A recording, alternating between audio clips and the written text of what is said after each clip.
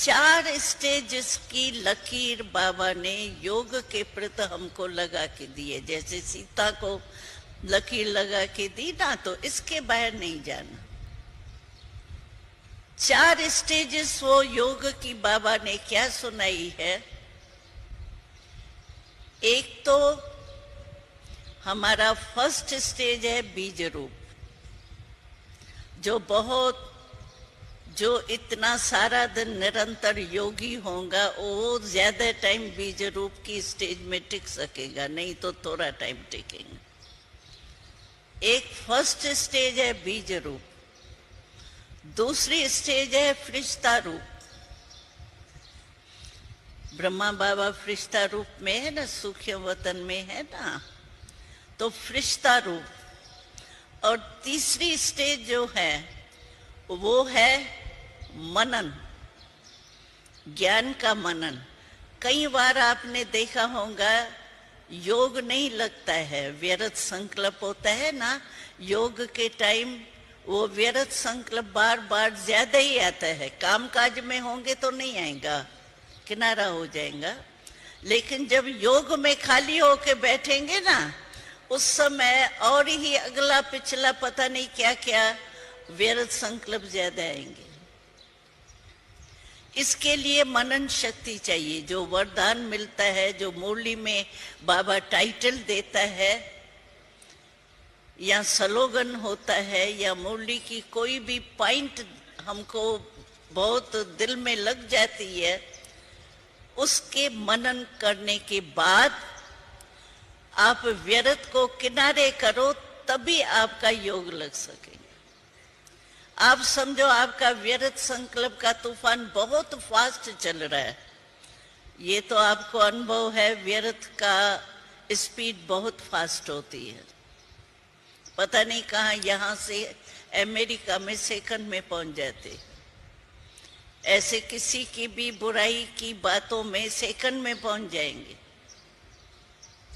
जो कुछ किया हुआ है वो सेकंड में स्मृति में आ जाएगा। तो व्यर्थ की स्पीड तो बहुत फास्ट होती है। फास्ट व्यर्थ की स्टेज है आपकी, और आप समझो हम बीज रूप स्थिति में स्थित हो जाए, नहीं हो सकेंगे। फालतू टाइम, फालतू एनर्जी।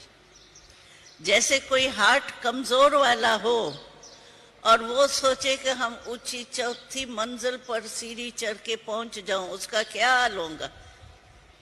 पहुंचेगा या जाएगा? तो इसी रीति से अगर आपका फास्ट गति से व्यर्थ संकल्प चल रहा है, नहीं कंट्रोल होता है, तो उस समय आपको मनन शुभ संकल्प से पहले व्यर्थ संकल्प को समाप्त करो, फिर आपका योग लग सकेगा। नहीं तो टाइम वेस्ट जाता है। फिर घड़ी कोई देखते रहेंगे, लाल बत्ती कोई देखते रहेंगे, पता नहीं सफेद बत्ती कब होगी। इसीलिए मनन शक्ति तीसरा है। चौथा है बाबा से रूह ध्यान। बाबा से रूह ध्यान मुरली में बाबा ने खुद अपनी रूह ध्यान कई बार सुनाई है। वो तो ध्यान में होगा, टाइम मैं उसमें नहीं देने चाहती। तो ये 4 स्टेजेस जो है वो हमारे योग की है, जिससे व्यर्थ खत्म हो सकता है और योग की परसेंटेज हमको अनुभव हो सकती है।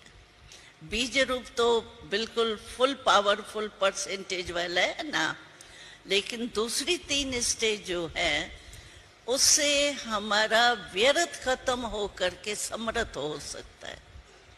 फिर भी समय हमारा वेस्ट नहीं जाएगा, संकल्प हमारा वेस्ट नहीं जाएगा। मनन किया, शुभ चिंतन किया, शुभ चिंतन का भी बनता ही है ना।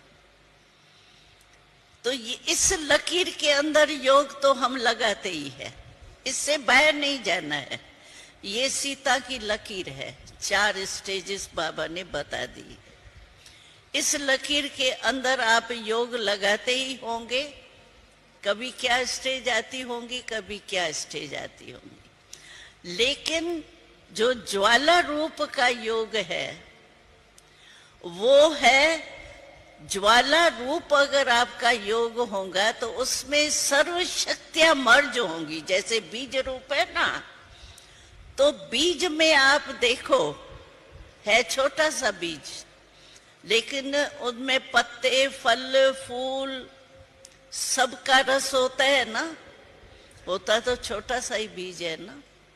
ऐसे बीज रूप अवस्था जो है, या ज्वालामुखी रूप जो बाबा कहते हैं, उसमें सर्व शक्तियां उसमें मर्ज होंगी। इमर्ज नहीं करेंगे, सहन शक्ति, सामना की शक्ति, ये नहीं वर्णन नहीं करेंगे मन में, लेकिन वो शक्तियों का सार हमारे उस स्टेज में समाया हुआ होता है। क्लियर हो रहा है आपको? हाँ, तो जैसे बीज में सारे वृक्ष का सार समाया हुआ होता है, फिर पानी मिलने से या धरनी में पड़ने से, धूप मिलने से वो निकलता आता है। ऐसे हमारा भी जब कोई कार्य पड़ता है तो वो इमर्ज होती है शक्तियां।